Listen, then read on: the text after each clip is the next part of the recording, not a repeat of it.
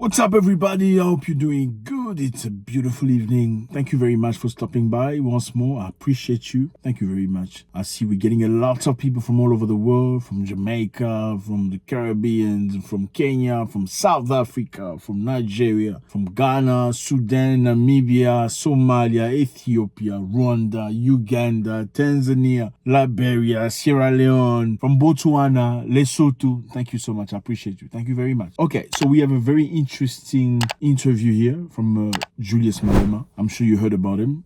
Great, very strong revolutionary man of our years. So just to give you context, Julius Malema is South African. He's a South African politician, president of the EFF. He was groomed at the ANC. The ANC is the Nelson Mandela political party. That's where he started. After getting a lot of experience at the ANC, learning a lot from Mama Winnie Mandela,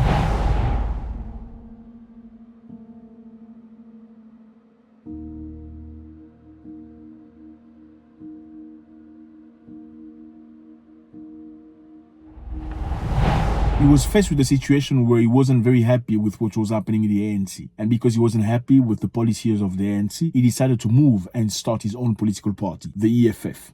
I will never get tired. No one can make me tired. I march forward to the victory of our people.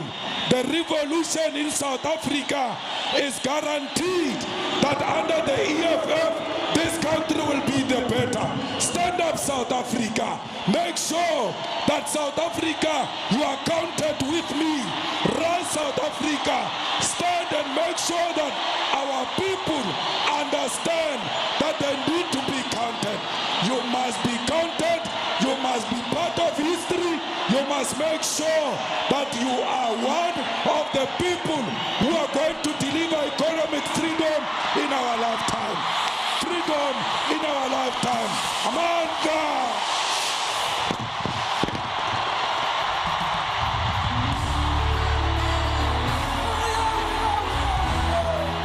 The EFF is a very strong political party in South Africa right now that brings in a lot of young people, a lot of new minds, new brains. So now you got your context, you know exactly what we're talking about. This is South Africa. Put the map here so people can see.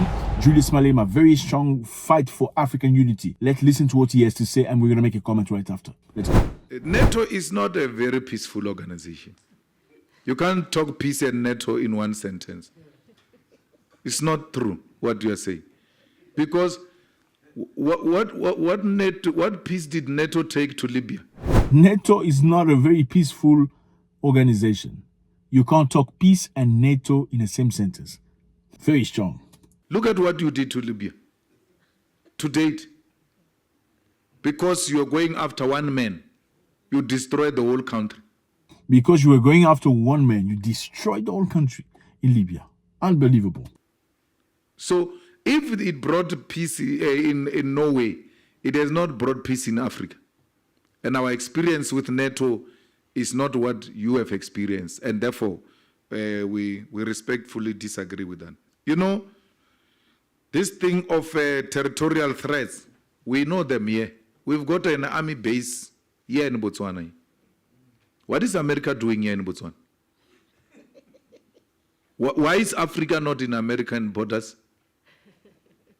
What do you call that? And you come and say imperialism and colonialism is finished. When people expand their territorial expansion through putting military bases at our borders. There's a military base here. A study has been conducted that a fighter jet that moves from that army base to the Union building will not take less than 2 minutes to bomb the Union building. Wow. So, the United States of America has a military base in Botswana. Okay, please put the map so people can understand. South Africa is a full country, but within South African borders, there are other countries like Botswana, Lesotho, and Swaziland. These are countries within South African borders. So they are incorporated into South Africa. They are very independent government, very independent people, very democratic people, except for one of them. But these are free countries. And the United States of America has a base in Botswana, a military base. And like he says, from that base in Botswana to Johannesburg, it's less than 2 minutes flight. So should they want, for whatever reason in the world, whatever situation, they wanted to bomb South Africa, they would just fly from Botswana to Johannesburg.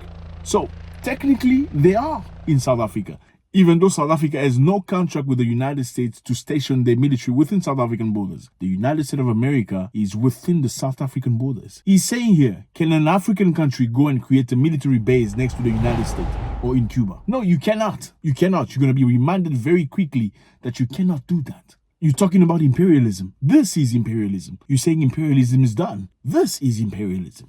If a war is declared with America, America does not have to assemble any resource from Washington or anywhere else to come here. They are already here. What do you call that? It's democracy. It's free world. We must celebrate that and say, no, imperialism is no longer there. It's in our head. We understand what Putin is fighting against because we have it here. Here. What is it doing here? We never went to Asia. We never went to Europe. We never went to America. We are here. We don't establish bases anywhere. Why should you establish bases in military bases in our continent? And when we speak, it's called old-fashioned politics. That they are out of fashion. There's no such a thing as imperialism. When imperialism is breathing on our neck, we're not going to allow that. We are going to expose that American military base here all the time in the platforms we get and educate our people that this is exactly what Putin is fighting against. America will not allow that. America will not allow that. I don't know why, fellas, you tell me, why would a country want to have so many bases, so many military bases all around the world? What's the goal? Like, okay, I get it, you want to protect your house, okay? If you want to protect your house, you put bouncers in the, at the door of your house. Or you come and stand with your big muscles in the front of your house so you can protect your daughters, from any boys and stuff like that. But I wouldn't understand how you're going to go stand at the street threatening any other man walking through the street with your big muscles if they don't come to your house. How is that protective? How are you protecting your country by going to other people's countries and stationing there with your military? It doesn't make any sense. What is your goal? Unless you're trying to take over, right? Control, impose. Explain that to me. That Russia must go and establish a military base in Cuba with missiles facing the USA. Don't want to allow that. America wouldn't allow that. They wouldn't. If they were to happen in your countries. And that's what we're talking about when we speak about NATO and peace not going together. NATO and peace don't go together. Stop lying to the people. It doesn't mean enmity. We're not enemies. We engage robustly. Our policies can be challenged the same way we challenge your policies.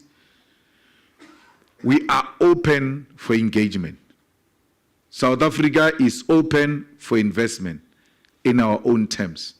We know what multinational companies have done to our economy.